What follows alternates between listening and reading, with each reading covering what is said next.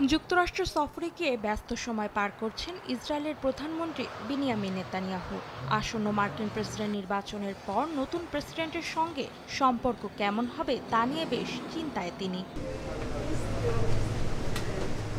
শুক্রবার মার্কিন president Donald ট্রাম্পের সঙ্গে দেখা করেছেন নেতানিয়াহু। ফ্লোরিডায় ট্রাম্পের মারে লাগো রিসর্টে দুই নেতার বৈঠক হয়। বিশ্লেষকদের মতে ট্রাম্প ইসরায়েলের কট্টর সমর্থক হিসেবে পরিচিত, আর তাই আগামী প্রেসিডেন্ট হিসেবে ট্রাম্প নির্বাচিত হলে গাজায় চলমান যুদ্ধ নিয়ে তার মনোভাব ও নীতি কেমন হয় সেটি নিশ্চিত হতে চাইছেন ইসরায়েলের এই প্রধানমন্ত্রী।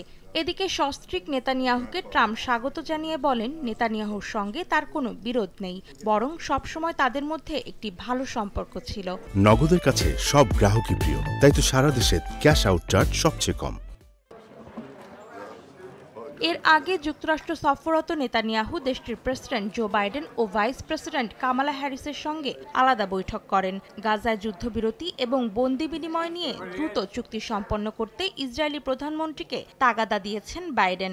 এদিকে নেতানিয়াহুর সঙ্গে বৈঠকের পর কামালা বলেন, তিনি গাজার যুদ্ধ পরিস্থিতি নিয়ে নীরব থাকবেন না, বিশেষ করে ফিলিস্তিনের সাধারণ মানুষের দুর্দশা ও জীবনের নিরাপত্তার বিষয়ে উদ্বেগ জানান তিনি। অন্তরা সেন, সময় সংবাদ।